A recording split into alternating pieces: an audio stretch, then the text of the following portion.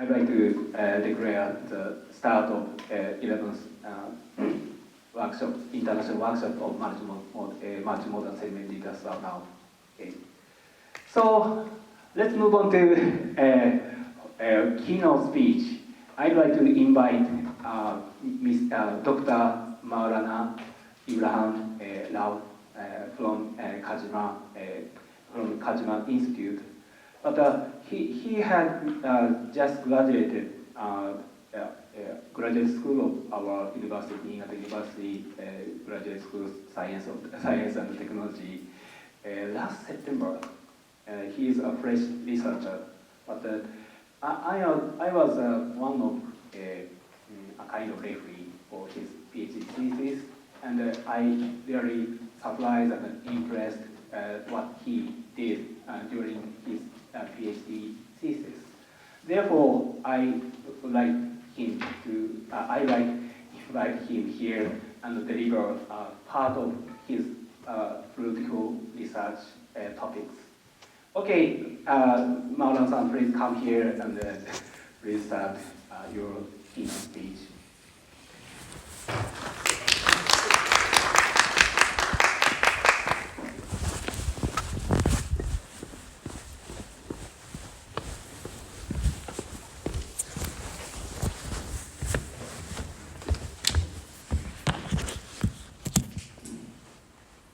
Okay, good morning, everyone.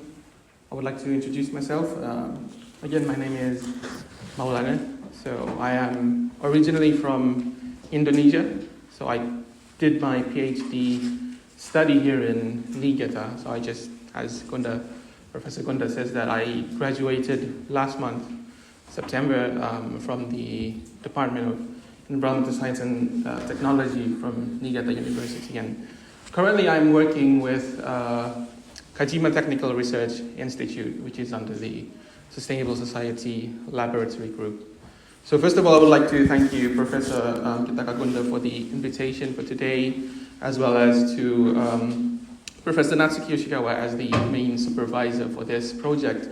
So my PhD study of this project was part of the eAsia project, which is a joint research program that was a collaboration between Indonesia, Vietnam, and Japan. In this case, for Japan is Niigata University, Kinda University, and Kobe University.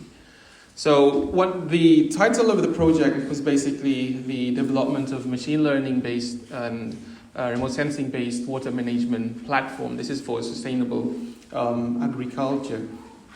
So for this purpose, I would like to give you a little bit of insight, basically, about a partial section of the study, which is the, in this title I named it Remote Sensing-Based Digital Terrain Model.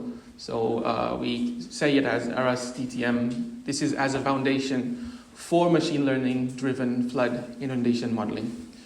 So I would like to continue to the next slide. So this presentation will be consisting of introduction and then the development of the detailed DTM. Later I will explain more about this idea. And then the reliability analysis, this is using LiDAR. Also the reliability analysis using a numerical simulation for flood model. And then LSTM-based flood model development, and as well as the conclusion. So we would like to go to the introduction. We know that global warming, of course, from the IPCC is one of the causes, or the main causes of the increase in rainfall events. And this is even worse in delta areas. This is one of the main subject, or the main areas that we took for the study, which is delta areas or lowland areas. It's even worse because the drainage channel is insufficient, and river deltas are really vulnerable in this case. Delta regions, again, is really important. As we know, it's really important for agricultural regions, especially for food productions, and we know that it's rich of alluvial soils, and also it supports many ecosystems. So it's one of the centers for economic activity, and the area also has many hotspots for biodiversity.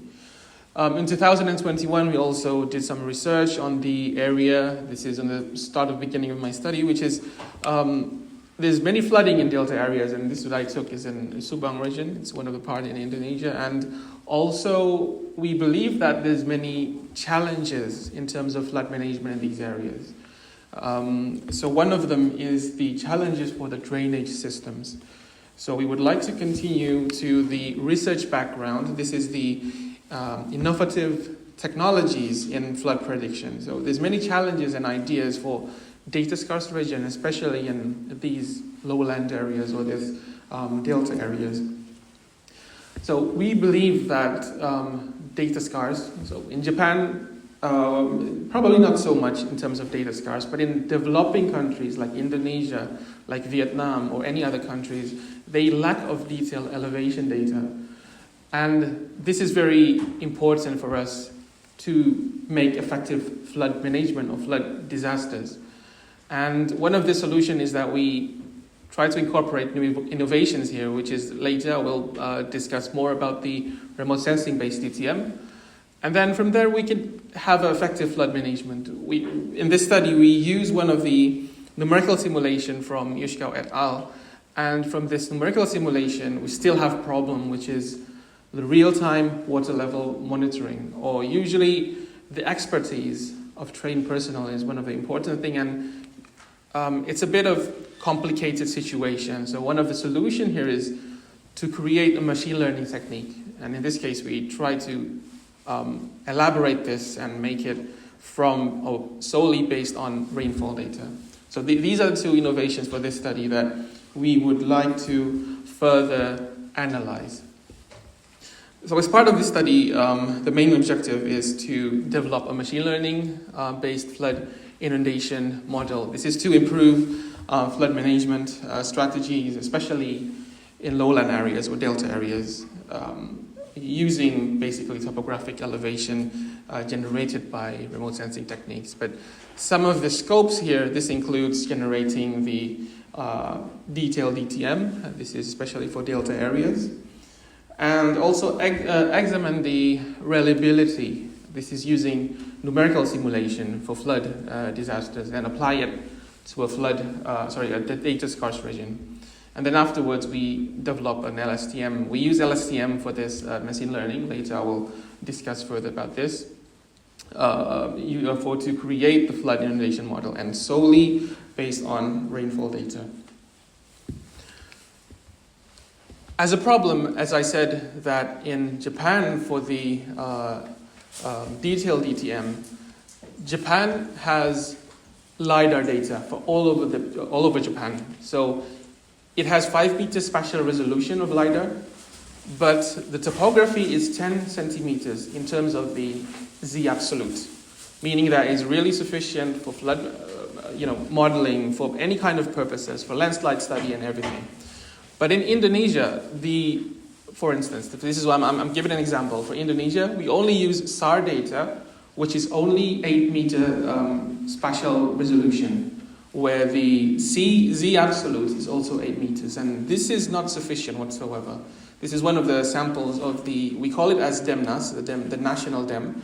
So it's something like this. It's 8 meters, and this is not sufficient whatsoever.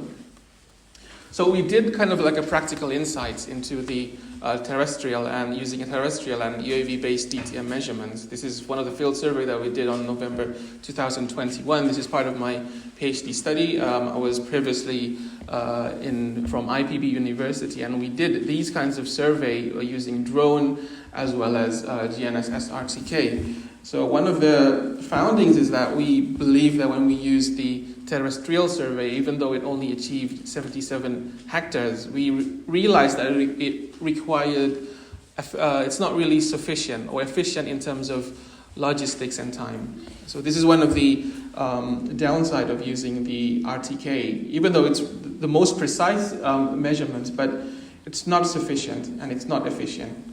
Using drone as well, even though it achieves 380 something hectares, but it has challenges in terms of battery life, endurance, weather, especially weather, and then impacting, survey accuracy and all that. So these are one of the challenges that we try to elaborate in this analysis. So we try to develop a detailed DTM in this case by ourselves. So how do we do it? We try to collaborate with one of our colleagues.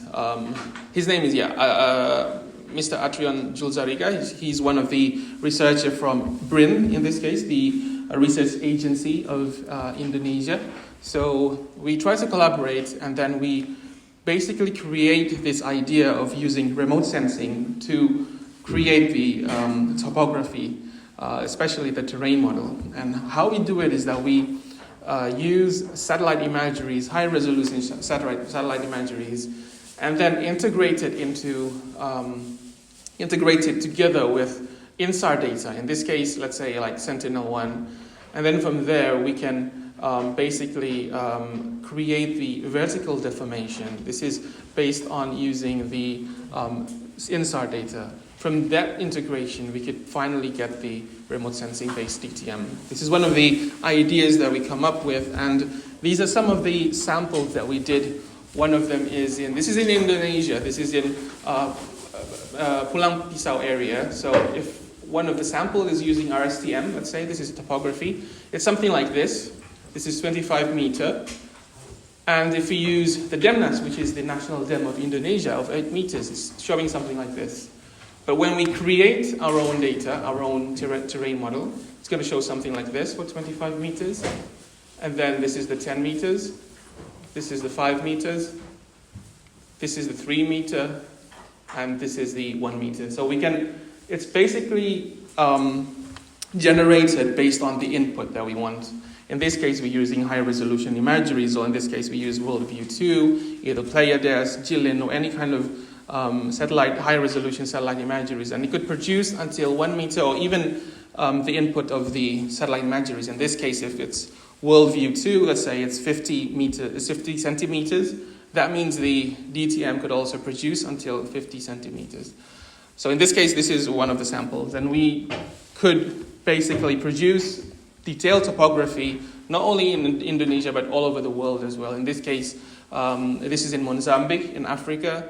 This is one of the samples of the remote sensing DTM, and as well as in Vietnam. It could also portray the lowland areas. Lowland is very important areas where small difference of elevation is really, really important. That's why this method is really useful for that kind of situation. But again, in terms of this, how reliable is this remote sensing-based digital terrain model? We do not know yet how reliable this is. So this comes to the third chapter. This is the reliability analysis using LiDAR. So in Japan, again, we know that all over Japan, we're using the LiDAR data that's already been provided by the government of Japan. In this case, it's GSI.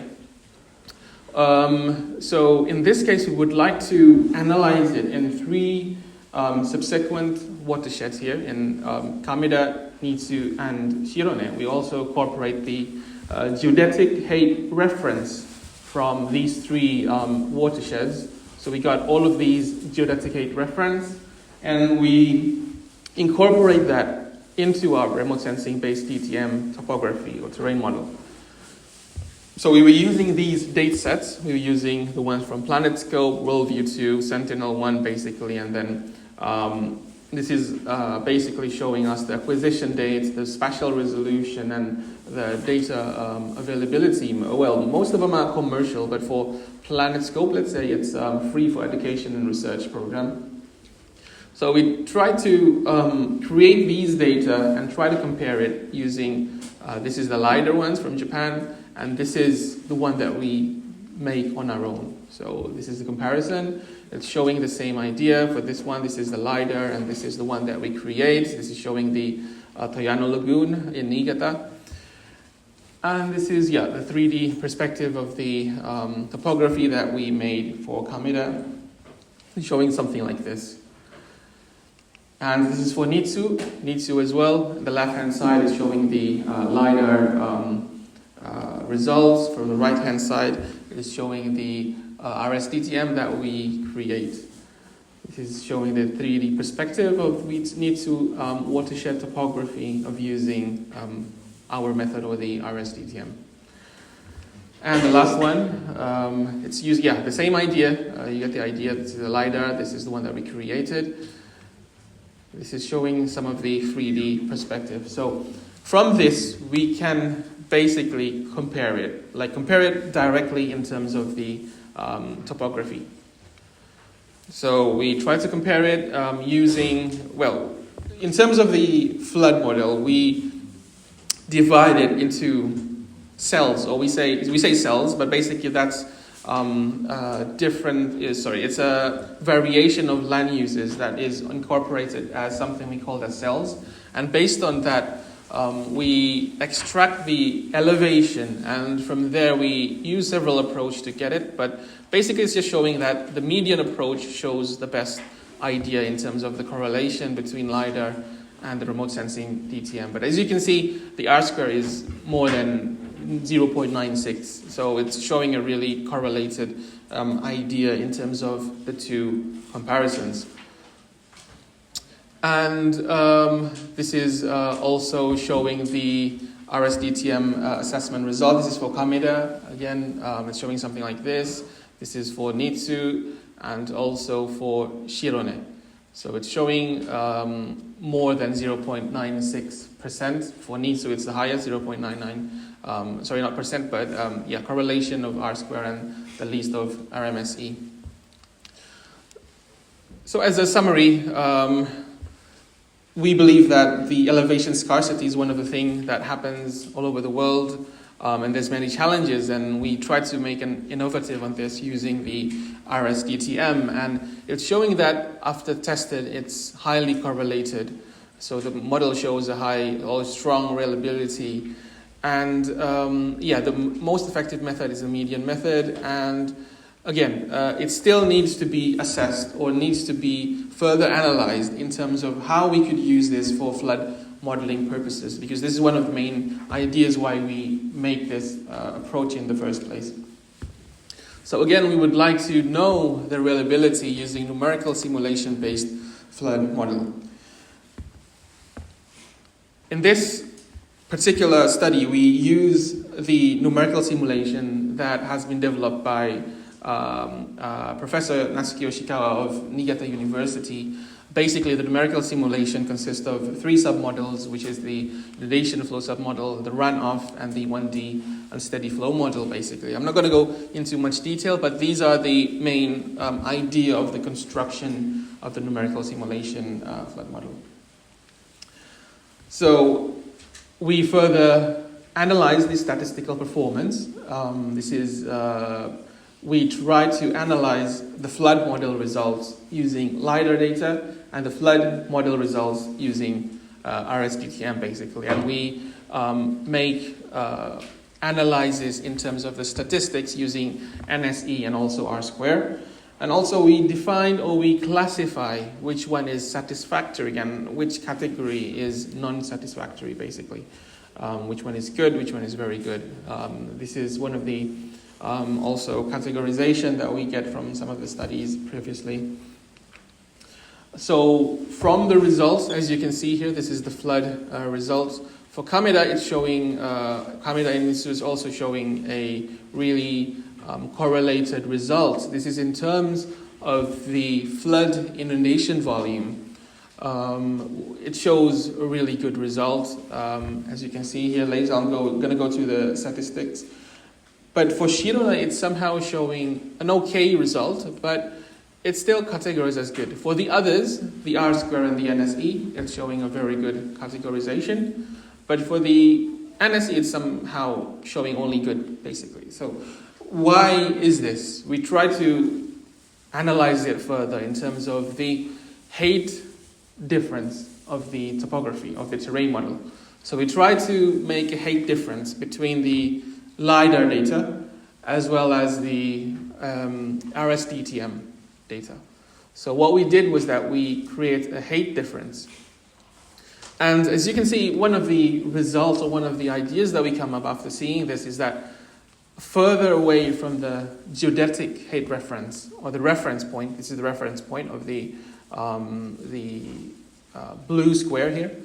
This is the reference point, and further away from the blue square, or the reference point, is showing the higher height difference, meaning that, as you can see, if we make an analysis formula for the regression, for Kameda and Mitsui, the coefficient or the slope is close to 1.0, and this is showing that it's highly correlated. But for Shirone, it's somehow 0.94, which is a bit far away from 1.0.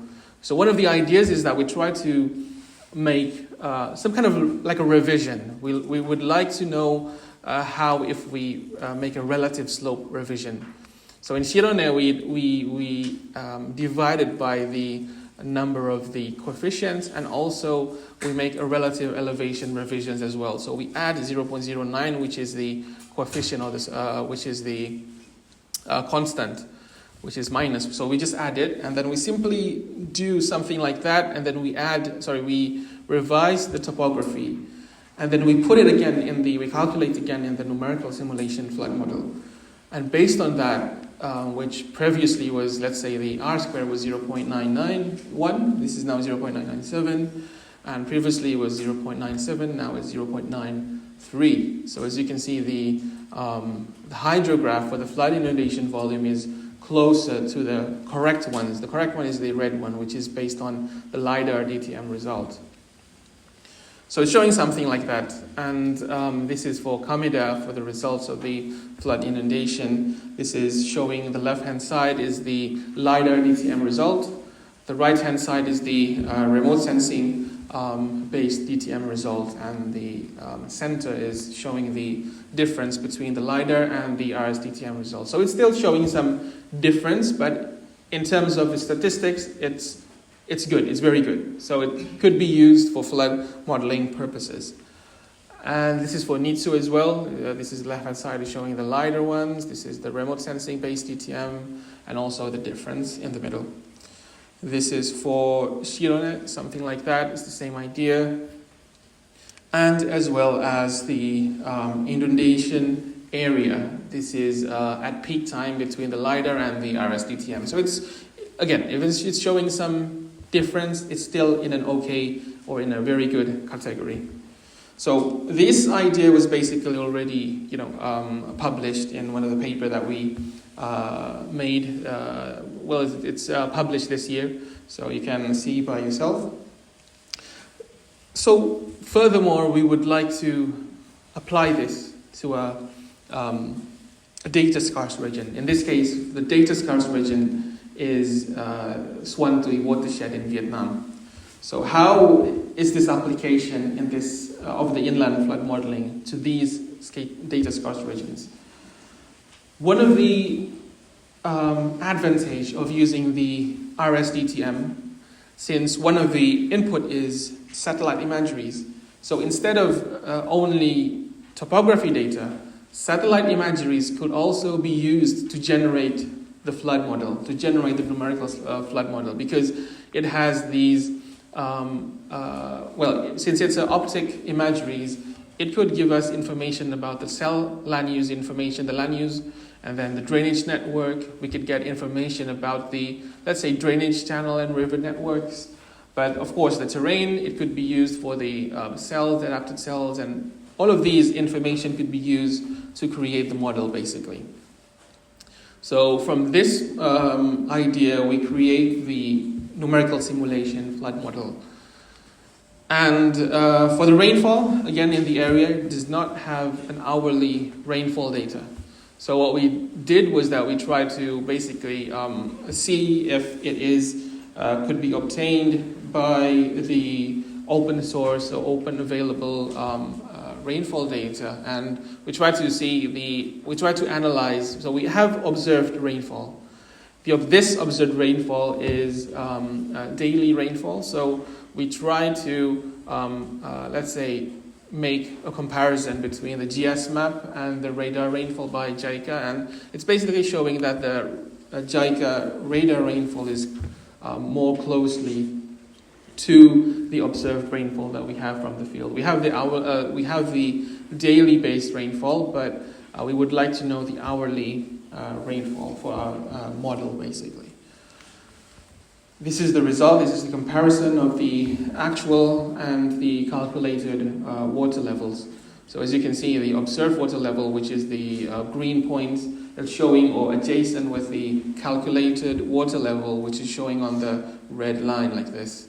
It's showing a great result, and also the same kind of idea or the result that is shown by a hazard map that was provided by one of the Swantoi company and IWRP. IWRP is the government, it's the Institute of Water Resource Planning from the government of Vietnam, and it's showing that it's kind of showing in the same idea of the results, or the spatial distribution of the flood inundation. It's quite similar.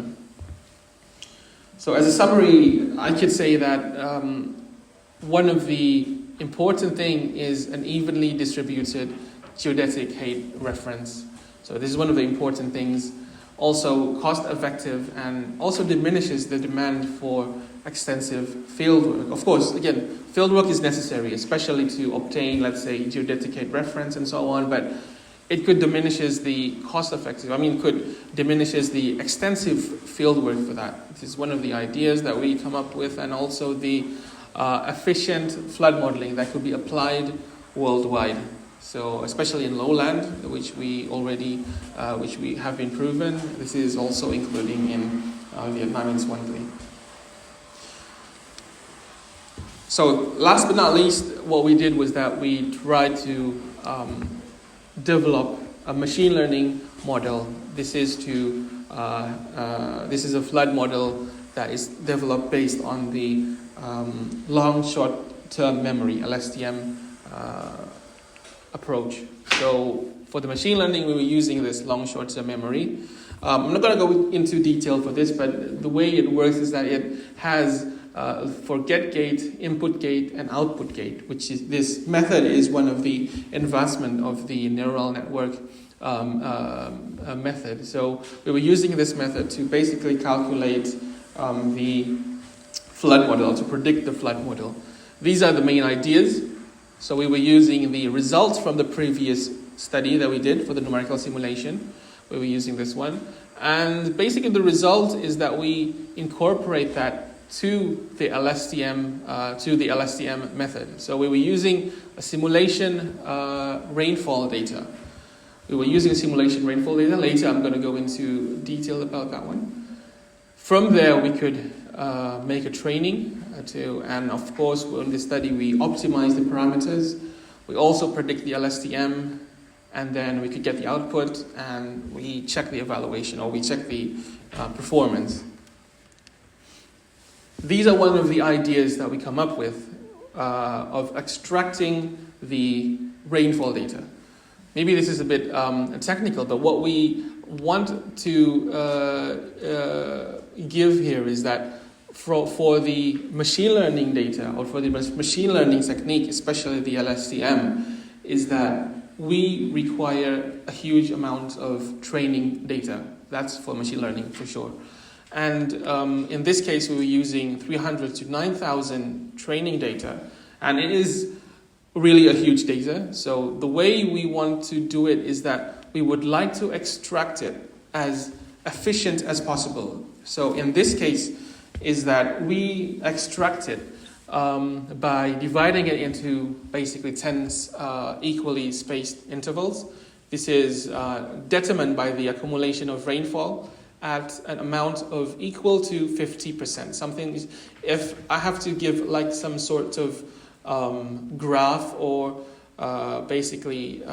figure, it's something like this, and then the way we extract it is that from these 10 squares, or divided into 10 squares, we extract based on this. So it's showing something like this figure.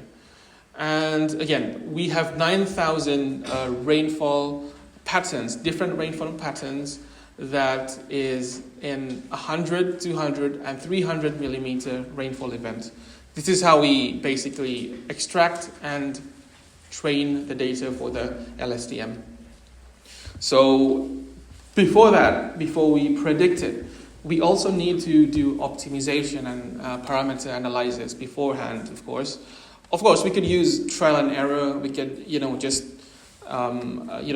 decide one parameter for that. But in this case, we would like to know which parameter is the best for us, and we analyze it for the efficiency. We use the NSE and MSE. For the sensitivity, also, we would like to see how sensitive each parameter for the LSTM. We were using batch size, LSTM units, and learning rate for this. And the technique is we're using the Sobol technique, the first order and the total order sensitivity. This is the result for the number of training data. So we analyze how much training data is sufficient, basically. So we're not overworking or we're not underworking it. So in this case, we analyze from 100 training data to 3,000 training data.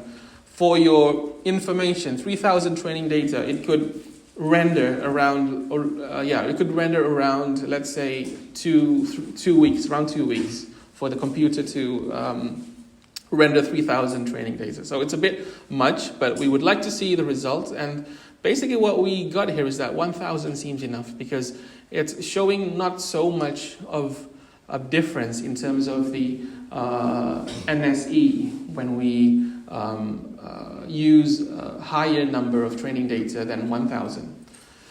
This is one of the results that we get. And also for the maximum epoch, if you're familiar with the machine learning technique, 1,500 seems to be enough for this.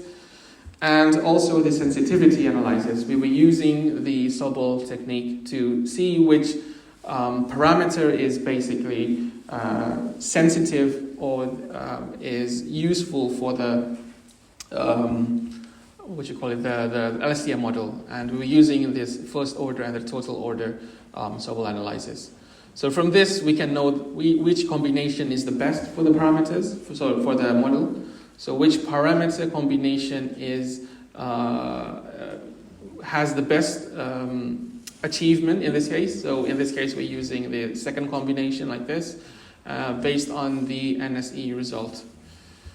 So this is one of the results for the sensitivity, and then we finally make a prediction. This is using the optimized parameter that we analyzed previously.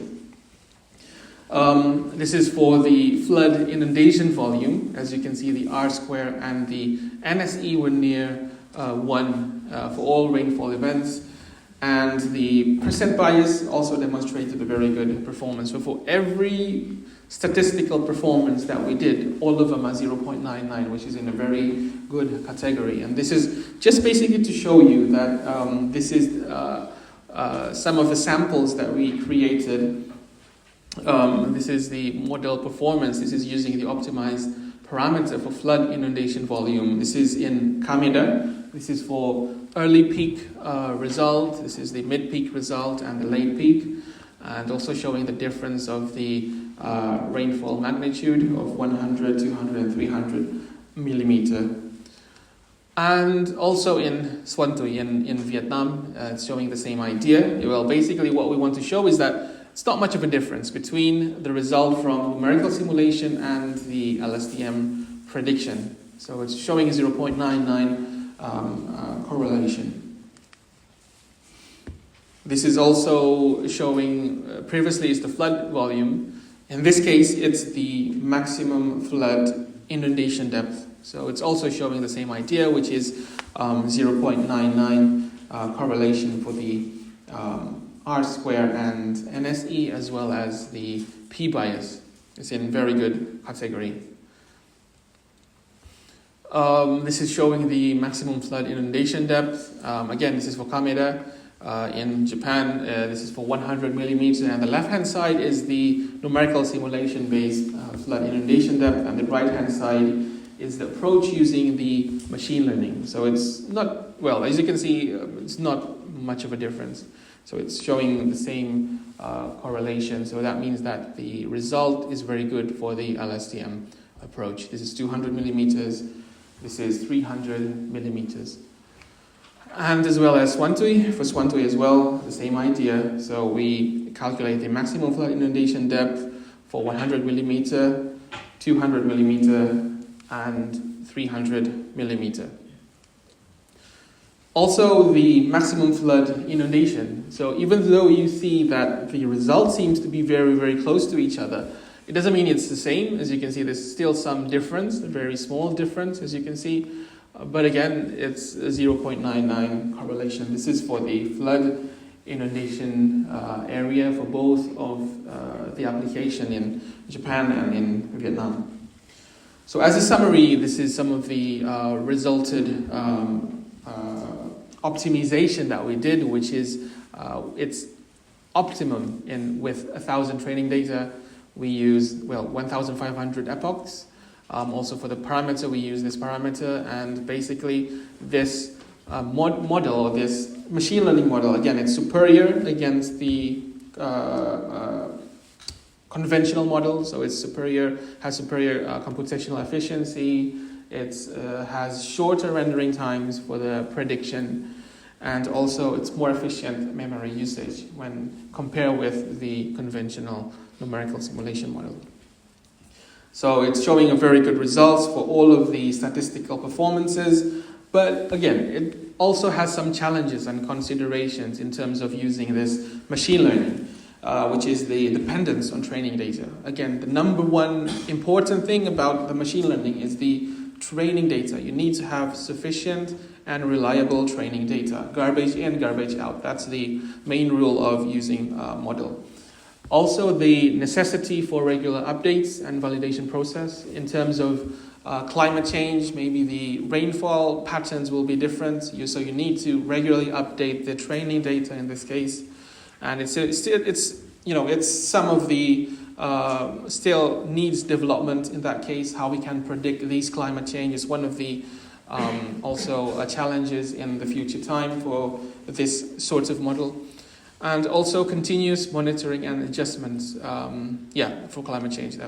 That's one of the ideas that we come up with. So as a conclusion, I would like to conclude this study. So the first of all is the RS-DTM.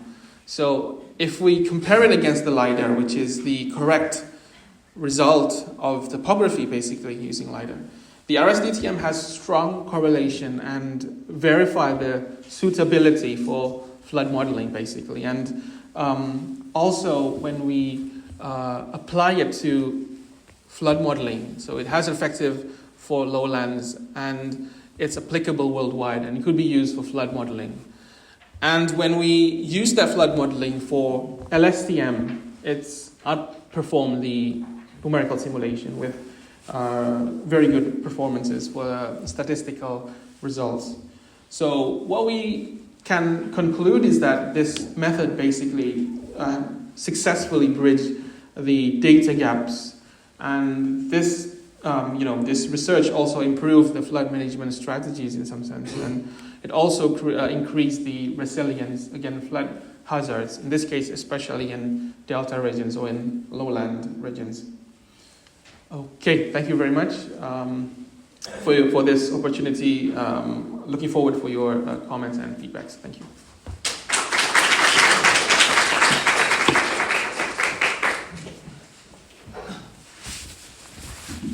Thank you very much for Nolan-san for delivering very nice and impressive talk in the morning. So due to the limitation of the time, we can accept only one or two questions from the audience. Do we have any question or comment from the audience? Okay.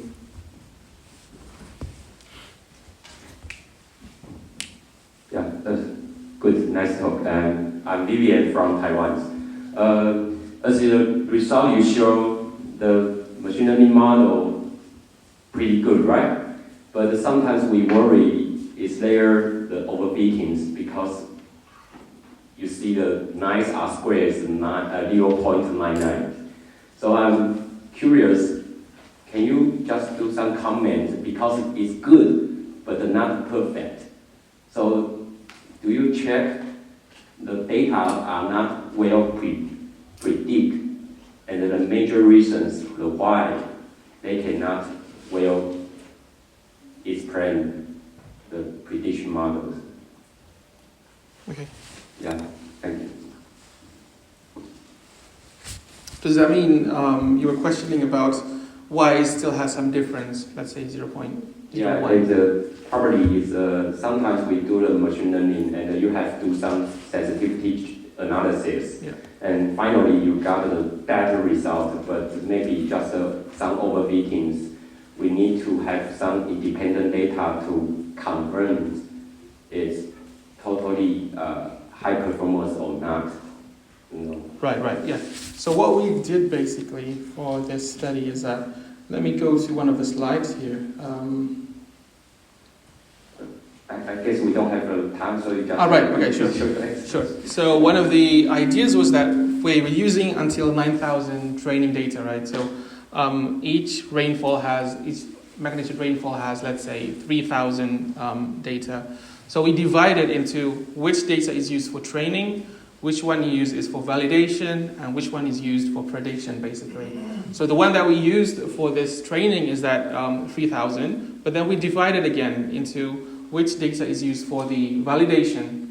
So for validation, we use that for optimization and all that, and for the many purposes. But for the results of the statistics, we were using the prediction data, meaning that the data sources or the data patterns of the rainfall and everything, and basically the content is different from the one that we use for training. Well, if we use for training, it's going to be 100%, of course.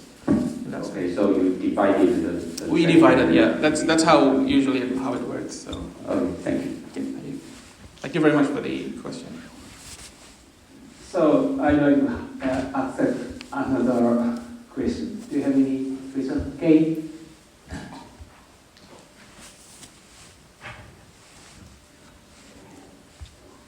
Thank you very much. I am Adam from Indonesia. It's very interesting topics and we are starting to learn for this. I was just wondering how to select the training data. Is it randomly or maybe you have some method for example 300, 600 and so on. So to just randomly select or you have some filter to select. Thank you very much. Okay, thank you very much for the question. So maybe this slide is showing the method that we use for extracting the data. So the way we extract it, it's possible using random, it's also possible. But when using random, what we realize is that when it comes to small extraction of number of training data, it takes longer time and it's also less, let's say, accurate in terms of the statistics. So what we come up with is using this method, which is we pick 50% based on 10 equally spaced intervals of the accumulation of rainfall. So if we have to draw some kind of graph, it's showing something like this. So we divide it into 10 groups, and then from each of these 10 groups, we extract one data, and then the next one data. After here, it goes back again until the first one. So that's how we do it for, let's say, if it's 3,000, 3,000 times, something like this. So that's how we do it, and it turns out to be pretty well. Yeah. Okay, thank you for the question. Thank you.